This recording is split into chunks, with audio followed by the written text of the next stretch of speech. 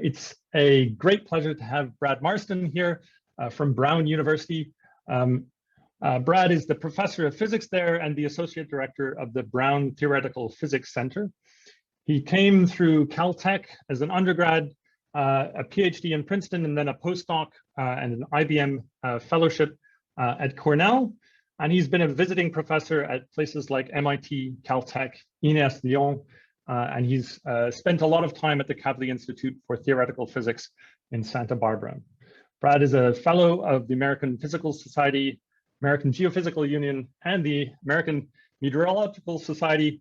And he's one of these characters who's worked both through theoretical condensed matter physics and now more recently looking at statistical simulations of atmosphere and oceanic turbulence with concepts from non-equilibrium statistical physics and large deviation theory.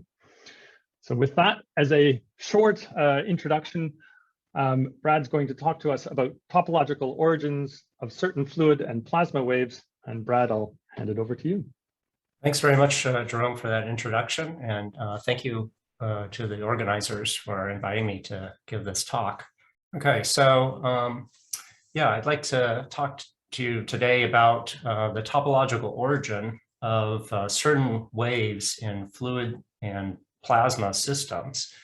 This is work that's been done in collaboration with a number of colleagues, including Antoine Yanai and Pierre Delplace at INES Lyon, and Jeff Parker and Steve Tobias and Zoe Zhu, plus a couple new members of my research group. And I'll be telling you a little bit about what we've been currently working on.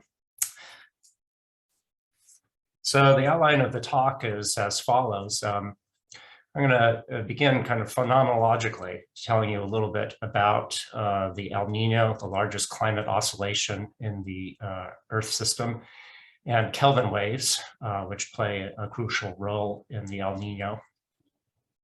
And then we'll look at some simulations and observations that will help motivate what follows. We'll talk about broken discrete symmetries in fluid and plasma systems.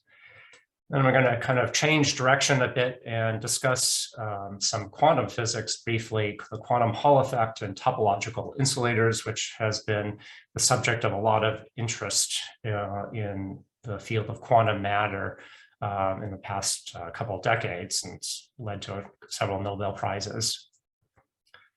Talk about some other classical topological waves that have been discovered prior to our work in mechanical systems, for instance.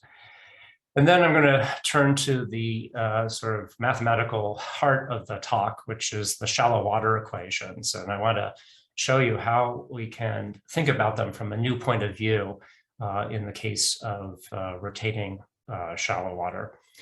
And we're going to compute a topological index called the Chern number. And that's going to tell us that certain waves exist that we might not otherwise surmise, except perhaps by direct solution of the wave equations. And this is going to have a number of implications. In particular, there's some phenomena called topological protection from scattering, from obstacles. And also, really, this work raises a lot of questions that have not been answered yet. So there are a lot of opportunities for people to, I think, make contributions to this area. And I hope to interest, especially some of the young listeners, into thinking about these problems. So nonlinearities in the fluid systems and also non-Hermitian systems, which I'll briefly discuss. And then I'll say a little bit about some other systems that are under investigation. So I want to begin with this quote from the Feynman Lectures on Physics. There's Richard Feynman giving those lectures some time ago. And he said, the next great era of awakening of human intellect may well produce a method of understanding the qualitative content of equations.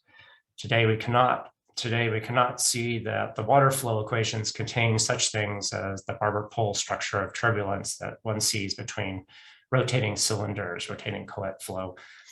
Today, we cannot see whether Schrödinger's equation contains frogs, musical composers, or morality, or whether it does not. So I'm not going to attempt to answer that last question, but perhaps some of the ideas that I talked about today, which really get at the qualitative nature of some waves, goes a small way into this program of trying to understand the qualitative content of PDEs in particular. So here's a view of the Pacific Ocean, the anomaly in the height of the Pacific Ocean as measured by a satellite doing laser altimetry. And the reddish hue means there's a positive anomaly over the mean, and the blue is a negative. And the amplitude there, if you can't read it, it's about plus or minus 20 centimeters. So what we're going to see is a little movie here showing what happens over the course of 3 months to this anomaly of sea surface height. So let me put this into motion. And you can see that there is a wave that's traveling along the equator, moving from west to east. And this is the Kelvin wave. And this positive anomaly in sea surface height, which develops off of the coast of South America, is associated with a warmer pool of water. Warmer water, when water warms, it expands. So there's a correlation between the sea surface height and the temperature. And this warm pool of water has a global effect on the climate system, which I'll just mention briefly some of the effects. This is a cross-sectional view that is reconstructed not from satellite data, but from buoys that are floating around and measuring the temperature profile of the ocean. So this is actually looking directly at the temperature now. This is during a strong El Nino. So the El Nino is when this pool of warm water pools off of South America. And its opposite phase, La Nina, is when the warm water is over towards Indonesia. This oscillation occurs every 2 to 5 years in the climate system. It's difficult to predict when it happens, and it's rather chaotic in nature. And here we can see that there's this, again, a pool of warm water that's forming off of the coast, right off the equator. This is a cross-section through the equator. During this relatively strong El Nino. And then things reverse, and this climate system goes into a La Nina phase. Right now, we seem to be headed into a La Nina phase this winter. So, all right, those are some observations. Now let's just look at some simple models of fluids on a sphere. And the model I want to consider is a little bit more complicated than the shallow water model that we'll look at later, but it contains much the same physics. And that is a two-layer model where there is some warmer water on top of cooler water, I'm going to think of. And that means that there's a buoyancy force. So if we have a displacement, as I've drawn here, upward swell of the cold water, then gravity wants to force it down because it's denser. And this is this internal wave, or it could be a surface wave if we just have fluid water interfacing with a vacuum or ocean or atmosphere.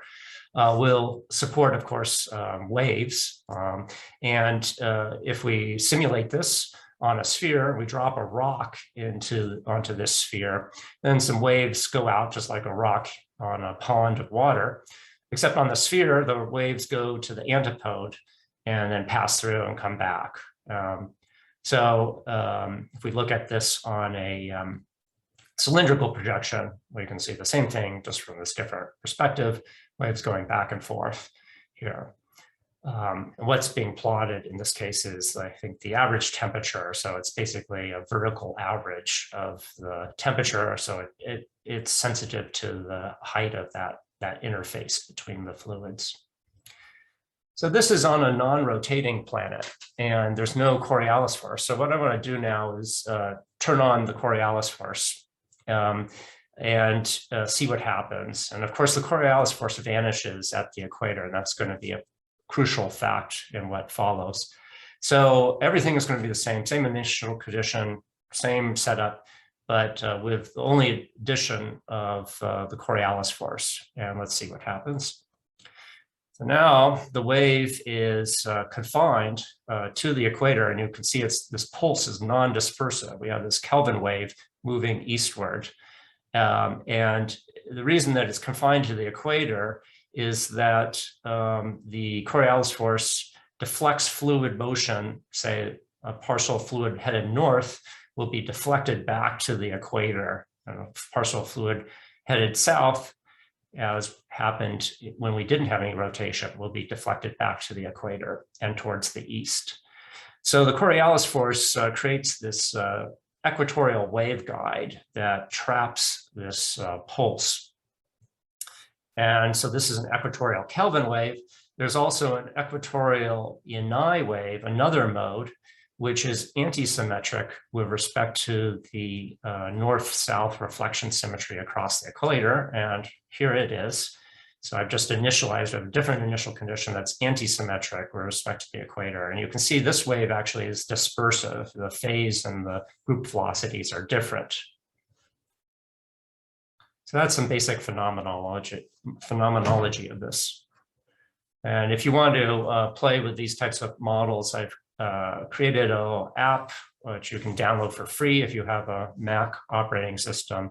And it has various idealized models of fluids on a sphere called GCM.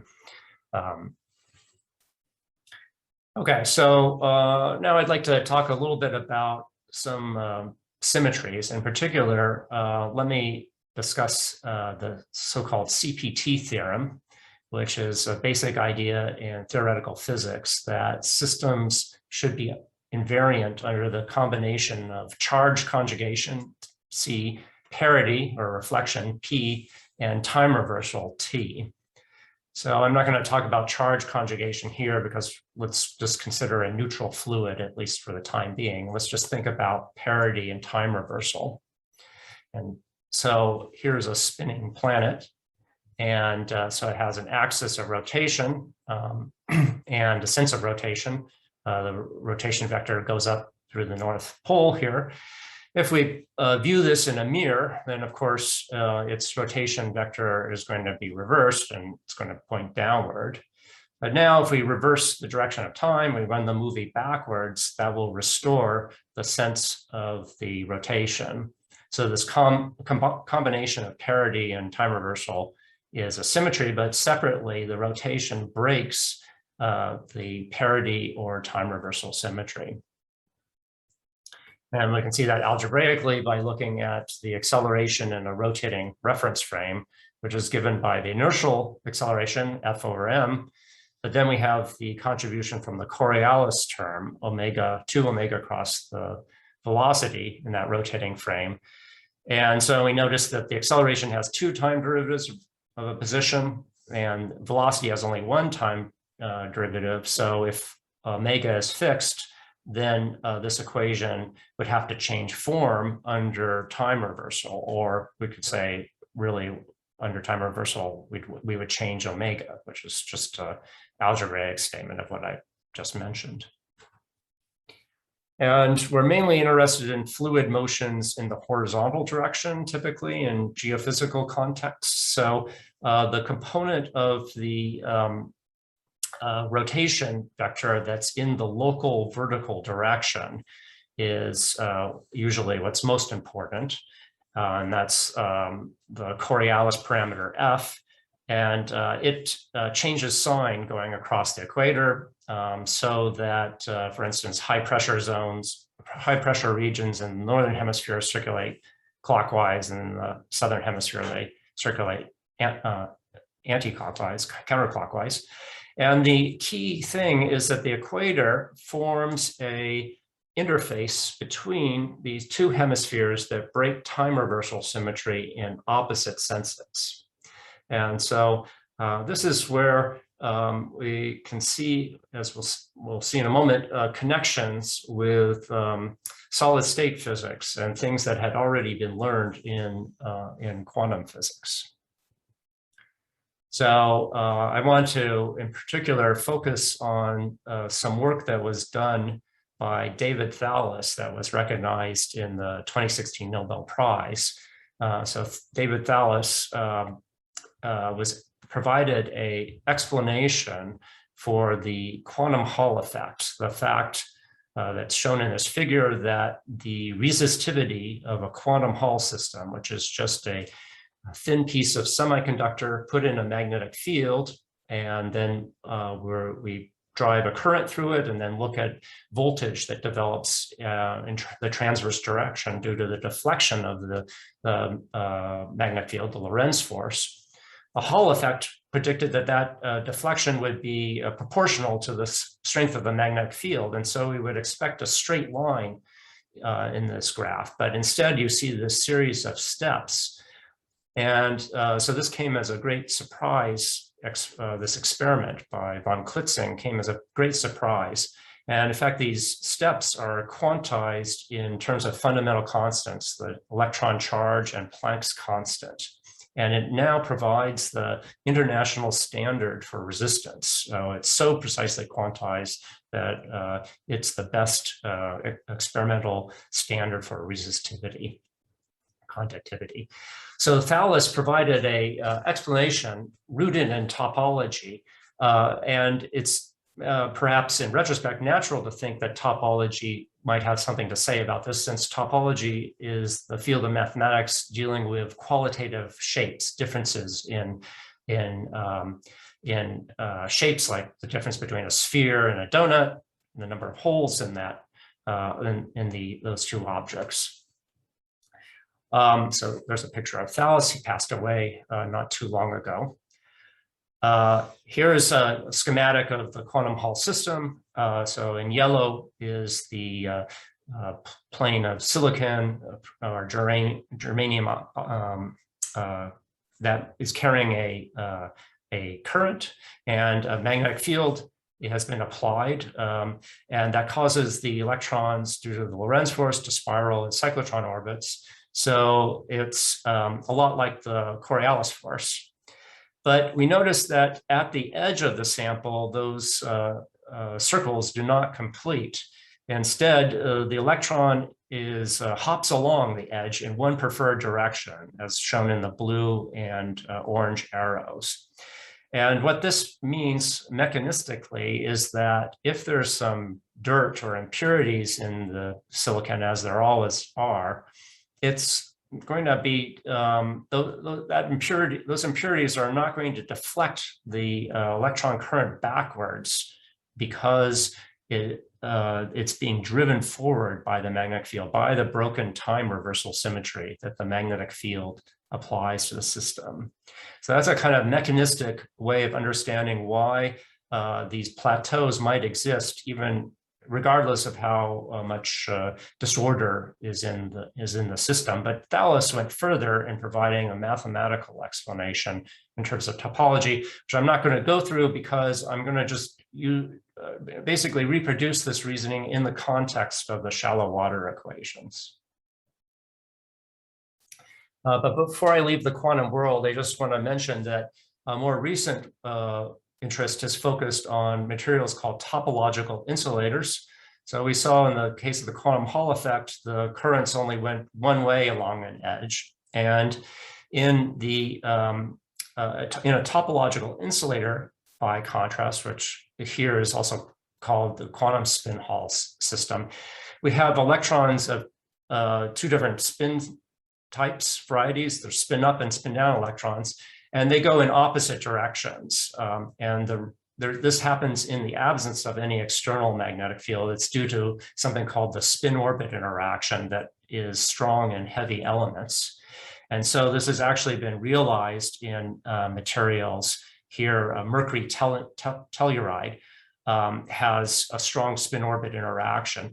And along the boundary between the cadmium telluride and the mercury telluride, there are these modes, these edge modes that are traveling. Depending on the spin of the electron, they travel either to the left or to the right. And we can see that in the bottom panel where the dispersion relation, the energy versus wave number. Remember, in quantum mechanics, energy is the same as frequency. We have the red and the blue representing the up and down spins going the two different ways. So it's as if we had a doubling of the quantum Hall effect. And the reason I show you this is that this prediction has been confirmed experimentally by direct observation of the dispersion using an experimental technique called angle resolved photoemission spectroscopy. So it's showing here the two branches, the left and right moving branches as a function of wave number. And we're going to see something much the same in the fluid equations in just a moment. So let's review what's known about equatorial waves. Back in the 60s, geophysical fluid dynamicists solved the linearized wave equation in the beta plane or equatorial beta plane approximation. So allowing for the Coriolis force to vanish linearly at the equator. Matsuno in 1966 and Longut Higgins in 1968 worked this out. And you can, if you pick up a modern textbook on geophysical fluid dynamics, you'll see a plot like this one that is in Jeff Vallis's book, showing 4 different types of waves in solving the dispersion of the shallow water equations. We have gravity waves. So those were the waves we saw even in the absence of rotation. But now, because of rotation, there's a minimum frequency to excite them that's given by basically the Coriolis parameter. Then, so those are in green, and then blue are planetary waves or Rossby waves. So these are low frequency waves that have to do with the variation of the Coriolis parameter, the fact that it's not constant. And then there are these 2 specialized waves, the Kelvin wave that you can see is non-dispersive, and the Yanai wave, which as we saw before is dispersive. These isolated waves are rather mysterious because the other waves are all in groups. But these Kelvin and Yanai waves are solitary and we saw they are traveling along this equatorial waveguide. So this comes from a direct solution of the differential equations in terms of Hermite polynomials and so on. It's not too difficult to do, but it was a little bit mysterious, I think, to geophysical fluid dynamicists, that there was some sense that there was something missing from their understanding of this. And when we submitted our paper for review, we got this referee comment back. The question of why the equator supports a unidirectional wave going to the east, the Kelvin wave, is interesting scientifically and important mathematically.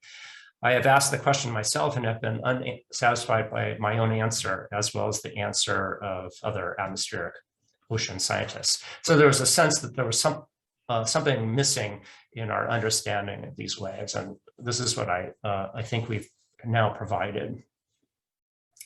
So I just want to return briefly to the climate system and tell you another way that we can see these waves, which is the fact that this warm pool of water in the El Nino, which moves around in the Pacific, has an influence on the atmosphere. So depending on where it's located, there is more convection in cloud formation. So in the bottom panel, we see during El Nino conditions, where the warm pool is moved over towards the eastern Pacific, that the clouds have followed it.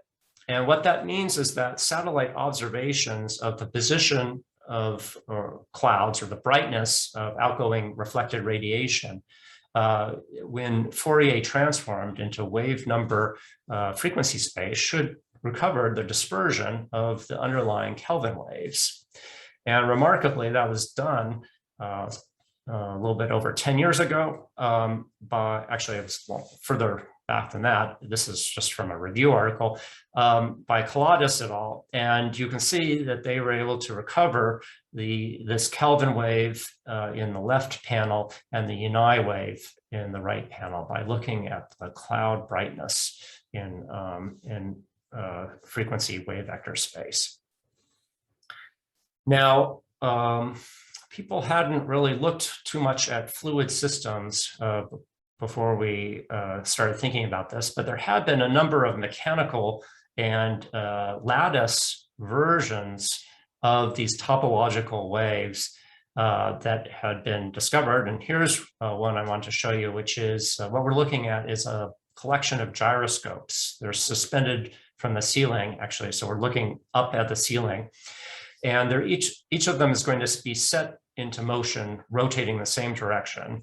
And as you probably know, gyroscope will precess in a gravitational field, so it breaks time reversal symmetry. There's a definite direction it's precessing. These gyroscopes are coupled together by little magnets, so that if you jiggle one, a wave will propagate. And what we'll see is a wave that happening here. It's one of them is going to be jiggled, and some color is going to be added to help guide the eye to see how this wave propagates. So there's the energy has been injected, and we see that the wave propagates around the boundary of the system and without penetrating into the interior. And so this is the common theme in all these waves, is that they somehow live on the boundaries of things.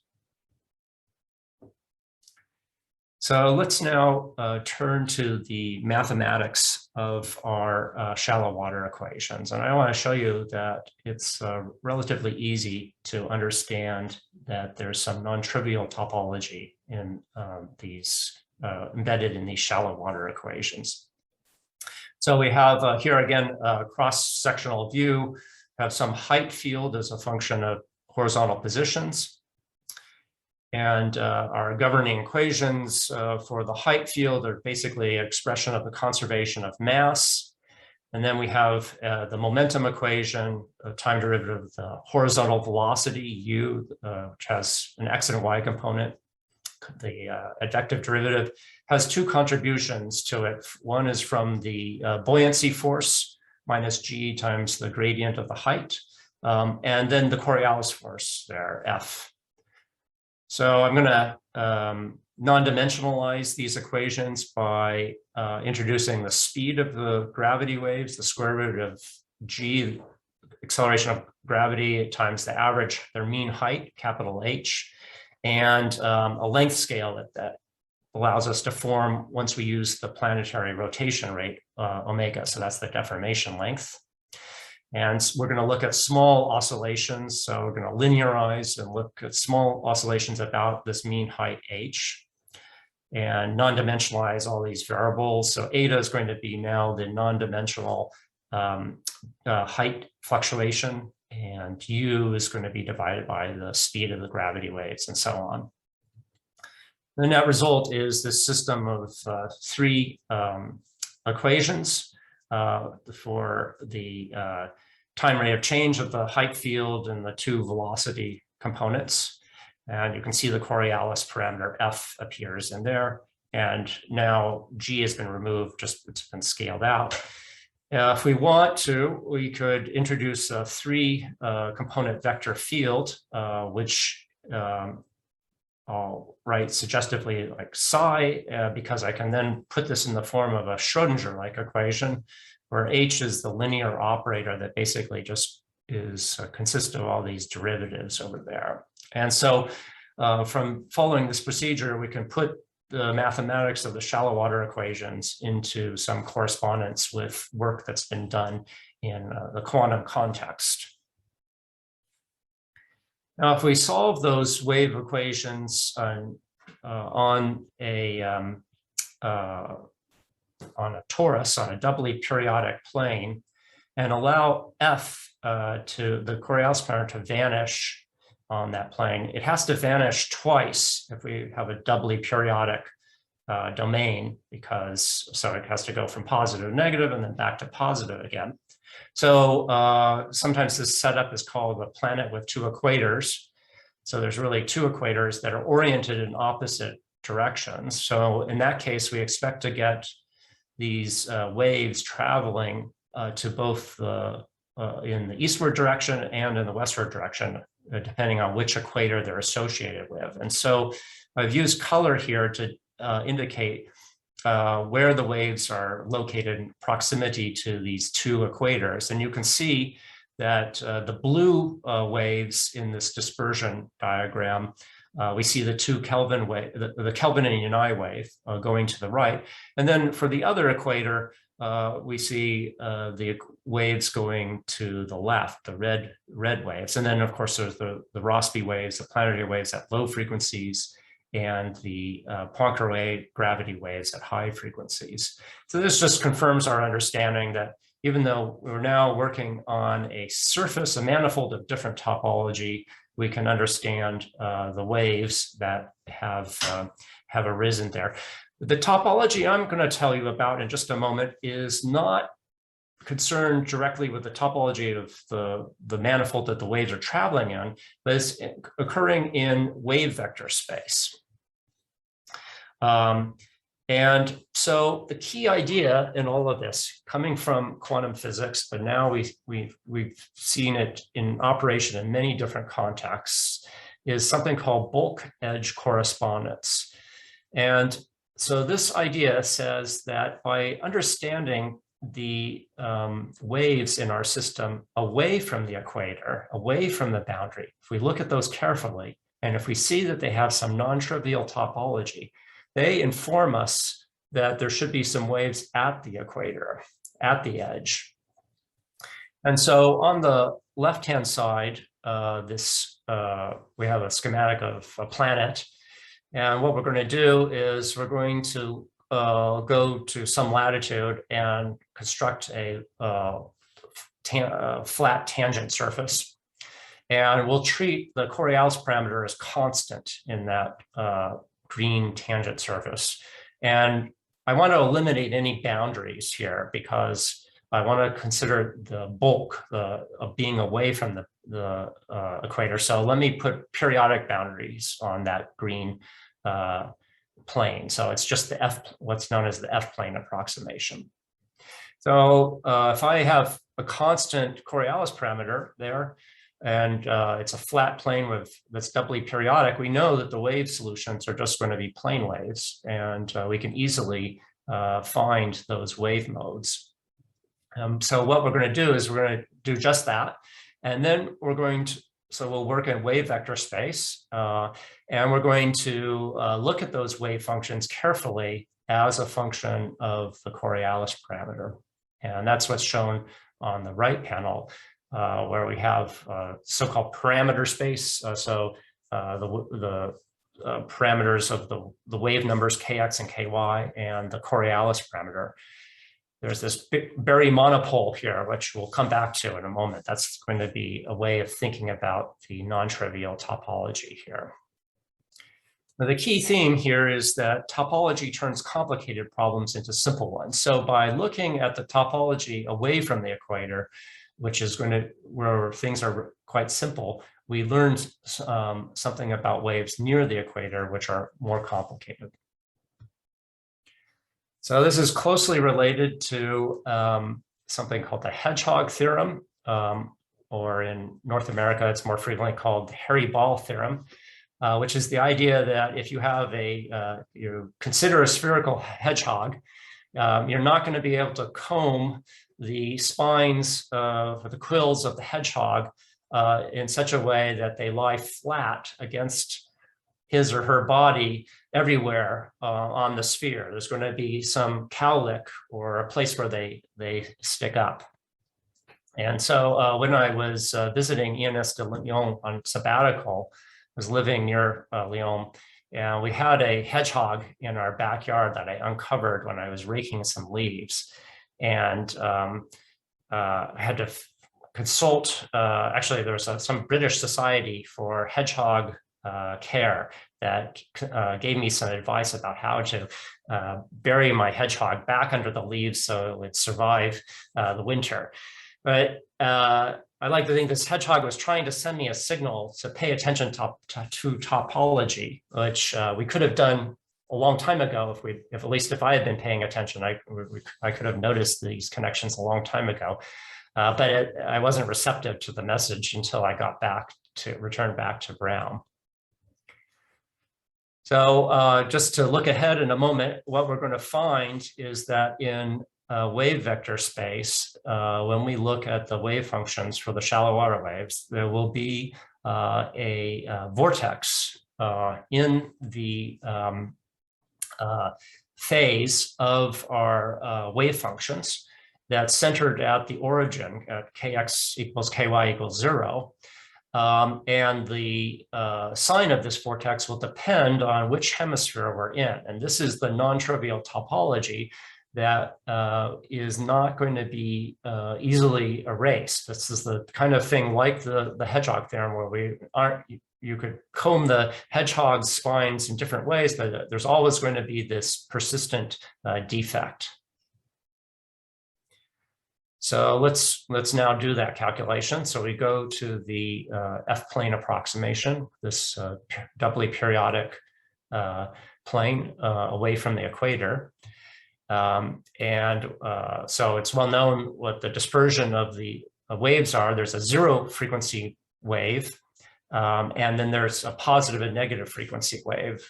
The positive frequency waves are always paired with negative frequency wave because the fluid displacement in real space is, of course, a real function, real number. And there's some symmetries that relate the negative frequency modes, psi minus, to the positive frequency modes. Here's a plot of the dispersion, and as you can see, it's quite simple. So we have, because the Coriolis parameter is constant here, there's no Rossby waves. There's this completely flat band at zero frequency. It was just the classic balance between pressure and the Coriolis force that I mentioned at the start of the talk, in high pressure zones and low pressure zones. So there's no frequency associated with it. It's just circular motion. And then there's this gap to exciting gravity waves, where the gap is determined by the Coriolis parameter. And so we're going to look at the positive frequency waves. And since we are working in this periodic system, we can replace the derivatives by just their wave numbers. So d by dx becomes I kx, for instance. And so our eigenvalue problem is just a 3 by 3 matrix problem. We have to find the eigenvalues of this 3 by 3 linear operator. You can see the Coriolis parameter there appearing with I, the square root of -1. That I tells us that there's time reversal breaking. It's a nice Hermitian operator here. So we can go ahead and find the eigenfunctions. And here's the positive frequency one. And what you can see here is that there is this promised singularity if we go to k goes to 0. If you look at the second component, for instance, we have something like kx minus I ky divided by the magnitude of k. And so as k becomes very small, then this phase singularity is evident. The phase in this complex number goes through 2 pi as we move around in k-space around the origin. We can make that a little bit clearer if we use some spherical coordinates to parameterize this space. And then we see that as a function of the latitude here, which is theta, really the colatitude, then we have either a positive 2 pi singularity or a negative 2 pi singularity in this wave function phase. Now, wave functions are defined only up to an overall phase. So we can do things like move this singularity around. We could move it from the northern hemisphere to the southern hemisphere by multiplying by e to the I5, for instance. But if we move it from the northern hemisphere, we double its strength in the southern hemisphere. So like with the Hedgehog theorem, there's no way to eliminate it. And that's the robust topological argument here. So for those of you who've learned about the Dirac monopole, magnetic monopole, Paul Dirac had this way of thinking about magnetic monopoles as the termination point of a semi-infinite solenoid, magnetic solenoid, where the magnetic field lines would spread out at the end. And so this is a way to mathematically produce a monopole in Maxwell's equations. And now if we think about the wave function of an electron in the vicinity of this monopole, right near that solenoid, if the electron goes around it, and it picks up a phase, an Aronoff-Bohm phase factor, and that phase is singular, no matter how small that electron trajectory is around the solenoid, it's going to change by a phase of some integer multiple of 2 pi. Now, that magnetic monopole could be produced by a solenoid coming in from any direction. So we can move the location of that singularity, but we can't remove it. And so this magnetic monopole is in real space. If it were in K space, that becomes this so-called Berry monopole that we saw in the other diagram.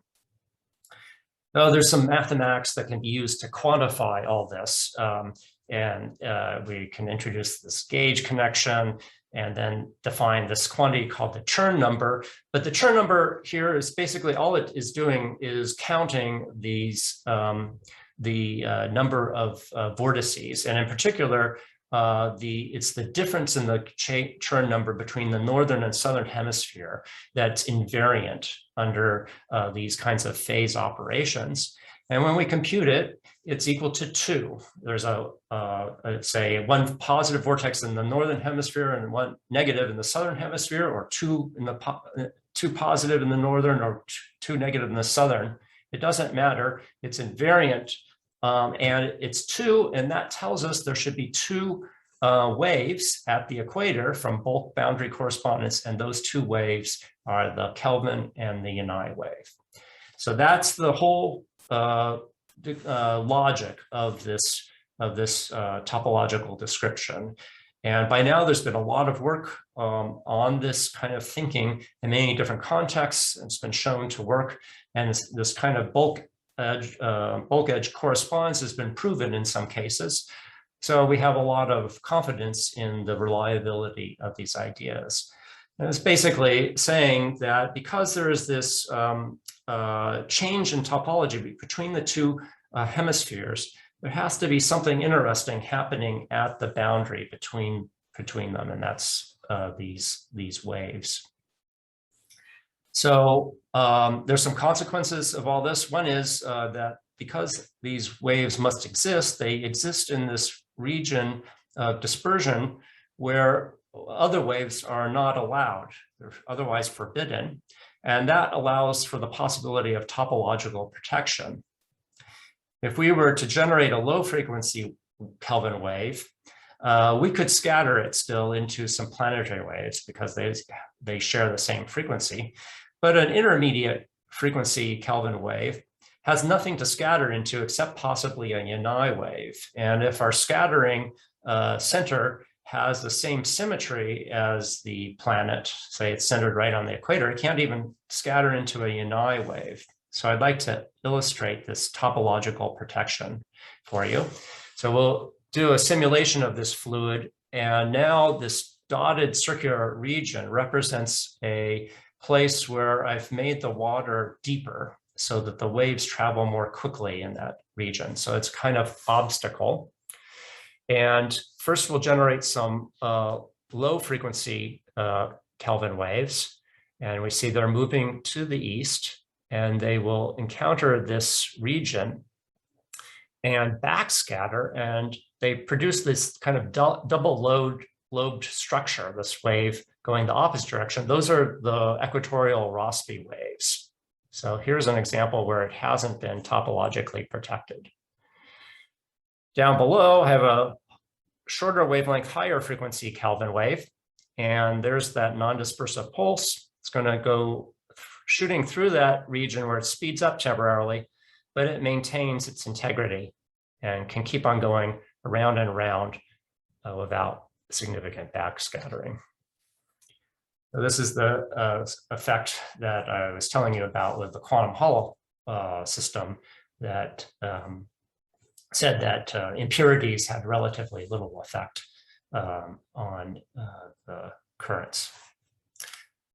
This has been illustrated in the gyroscope case. Let me turn to the second, the right-hand figure. You can see that some gyroscopes have been removed, and yet the wave just goes right around that kind of defect and continues moving around the edge in the one preferred direction because of the broken time reversal symmetry. We had a search for a solid-state physicist recently, and I was on the search committee. And when they came into my office, I pulled this book off my shelf and that Baylor Fox Kemper had lent to me, Introduction to Geophysical Fluid Dynamics, and opened it up to this page showing, in this case, actually a boundary Kelvin, a coastal Kelvin wave. And as you know, these candidates were wondering why I'm showing them a textbook in geophysical fluid dynamics, but as soon as they saw this figure, they understood everything because they've been seeing dispersion diagrams like this over and over again in quantum contexts. And so actually, Kelvin is the first person who discovered these types of waves. But this problem of the coastal Kelvin wave is somewhat more subtle than the equatorial Kelvin waves that I've discussed in this talk. And if you want to learn some more about those subtleties, Antoine Yanai and Pierre Delplace have a very nice paper that's coming out in Physical Review Research that explains this using much the same logic that I described, but the setup of the problem is a little bit more subtle. So this is just from Kelvin's paper from the 19th century. And here's the piece where he writes down the wave function and the linear dispersion. So this is, I believe, the first time that a topological edge mode had been written down and worked out. Although, of course, he didn't have a topological interpretation of this, of these waves. And you can see he's thinking about the English channel. Now, I mentioned there's lots of questions, so I kind of want to end on some questions and open things. One is, well, our fluid system, unlike the quantum system, is naturally nonlinear. Quantum mechanics, as far as we know, is perfectly linear, but fluid system, a lot of the interest is, of course, in the nonlinearities. How can we understand nonlinearities? How can we bring this topological program to a nonlinear system? I'm going to skip through this. I think I don't know the answer to that question. One way might be to think about quasi-linear approximations as a kind of halfway house to the fully nonlinear problem. So I've been showing you the linear theory, which is represented by the left triad. So we have a wave that might scatter off of some mean flow. In fact, well, I haven't even shown you any mean flow. We've just considered a wave. We could consider some fixed mean flow, some background flow, and perhaps try to understand the problem there. But as soon as we include some non-trivial background flow, then our linear operator becomes non-Hermitian. And the topological understanding of non-Hermitian systems is much less mature than Hermitian systems. So that arises also in optics, where we have active media, lasing media, which can be driving, amplifying light, or in quantum mechanics, if you have coupled to an environment. And then if we could make progress there, we might imagine trying to do this self-consistently, where the waves could drive the mean flow and the mean flow could drive the waves. This is called the quasi-linear approximation. Perhaps some progress could be made, or maybe this is a dead end. We might like to develop new tools to diagnose non-trivial topology in a fluid system. So here's a stochastically driven two-layer model, which starts to generate some Kelvin and other waves. Could we analyze this to detect directly topological features? That's something I'm very interested in, because if we could, we might be able to turn that to the climate observations and provide a new angle on the climate system. And just to recall that experimentally, here's one of the early quantum Hall systems, maybe even one by von Klitzing. So the observation of the Hall effect led to really the start of all this. And then later on, something called the fractional quantum Hall effect was discovered, where different fractions of resistivity could occur due to the electron-electron interaction. So this was another big surprise. Maybe we could expect to see similar surprises if we turned our topological eyes towards the actual observations. So let me close with some work that we've done on plasmas. So I mentioned the magnetic field behaves rather similarly to the Coriolis force. And if we think about a plasma in a strong magnetic field, this is a picture of the large plasma device at UCLA, where we hope to carry out an experiment once the pandemic allows us to travel there. We look at Maxwell's equations in the presence of this strong applied magnetic field, but also with a current produced by the motion of electrons. Then those electrons will respond to that magnetic field and spiral and have cyclotron orbits and break time reversal symmetry. And work that I did with my collaborators, we predicted the existence of a new wave that you can see in this dispersion diagram on the right at the edge of the plasma. So the plasma density in the cylinder is maximum in the center. It's shown in the upper left panel, and then drops off as we get towards the edge of the towards the walls of the cylinder. And so traveling along that edge in this time reversal breaking system, we would expect a wave, a unidirectional wave, our topological analysis predicts. And then when we actually solve the wave equations numerically, we see there it is, and you can just see the dispersion. So this raises similar questions about topological protection and so on that we might seek to answer with some experiments or more simulations. In fact, a student, undergraduate student's been working with me doing some simulations of that wave. And here we have a topologically protected wave going around a defect that you can see right now in the plasma density. And you can see that the wave continues on in the same direction, unperturbed by that perturbation. Here in a different region of wave vector space, we have an unprotected wave. The perturbation now is at the bottom.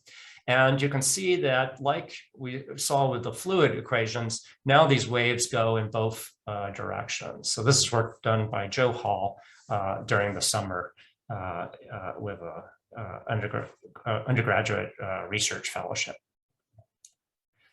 I don't have time to tell you about other types of plasma waves that seem to have a topological character, except just to advertise this work that we did. Jeff Parker is the leader in all of this. This is this reverse shear Alfvén eigenmode that seems to have a topological character, but our analysis is not complete. And again, there's lots of open questions that need to be addressed. So let me just end with a little advertisement for a school that we're going to have this coming summer in Boulder. It's part of the Boulder School of Condensed Matter and Materials Physics, Hydrodynamics Across Scales. So we're going to be looking at hydrodynamics from the quantum scale all the way to the astrophysical scale. And so I would especially like to encourage graduate students and postdocs who might be interested in learning more about these topological ideas, plus lots of other things to consider attending the school.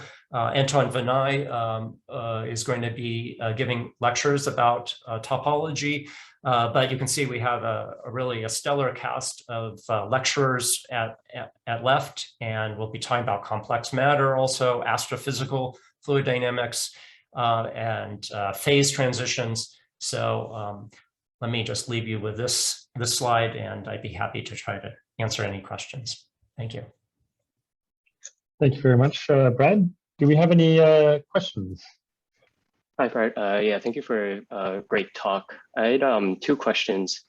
First one is why F-plane instead of, say, like beta plane? Is there any particular reason we're looking at the topology of the F-plane instead of like the, linearizing around the beta plane?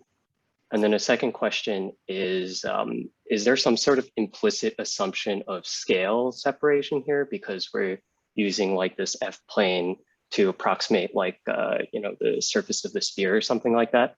Like if we consider very large scale waves or like a very small planet, would we not see these topological waves? Right, thank you for those questions. So we could have considered a more complicated F, an F that, say, varied with latitude with some beta correction. In fact, we've done that numerically, and the result is unchanged as long as the F doesn't change sign. So as long as we're in a region small enough that F is of the same sign, then the singularity is still there. It's just that by making F constant, we can just solve it by hand. And then things are particularly simple. So that's the spirit of this bulk boundary correspondence, is that we go far away from the edge where things are simple. But it isn't necessary. And allowing for some variation of F, again, as long as it doesn't change sign, is okay. Now, to answer your second question, yeah, so we look at this small plane, which is obviously, if we want it to be an accurate representation, it can only be over a small region since the Earth is curved. So the way this kind of works is that we're going to look at the long wavelength limit. That's where the singularity is we find in the waves. And so you could ask, well, those waves are much longer wavelength than maybe the size of the planet. But it seems not to matter, that as long as we allow this, we could then artificially stretch this plane out to be much larger than the planet, so that the wave length is much longer. The maximum wavelength is much longer. And as long as there's this singularity, it's rather robust and makes this prediction for the waves in this finite domain. So similarly, in the plasma example I showed you, we have a finite domain, and yet the logic still works there. But I think there's some, some further investigation might be warranted about that question. So it's a good question. I have one that in some sense, I think comes off of the defects that you were talking about, and brings you back to your very first movie, showing the waves in the Pacific. And certainly over very long timescales, the geometry of the ocean basins has changed. Are there interesting questions there in terms of, the rearrangement of ocean basins, in the sense that we could have waves traveling in different senses, for example, as you open up the isthmus between North and South America? Yeah, I think you could imagine that in the distant past, when the ocean configuration was different, you wouldn't have an El Nino. I don't know too much about that, but I do know that there's evidence that the El Nino has been rather robust in the geologic recent past, but it's still thousands of years. In fact, I have some colleagues across the way who look at just that by looking at ocean core sediments in the equatorial region. So perhaps some of the robustness of the El Nino could be linked back to some of these topological ideas, but there isn't a similar El Nino type effect in the Atlantic, for instance. So there's also a lot of other things going on. And the El Nino, in fact, is a really complicated coupled oscillation between the atmosphere and the oceans that only recently has been well captured by climate models. So it's been a challenge to even reproduce that. And it remains a challenge to predict. So optimistically, perhaps some of these topological ideas could help with an improved understanding of the climate system.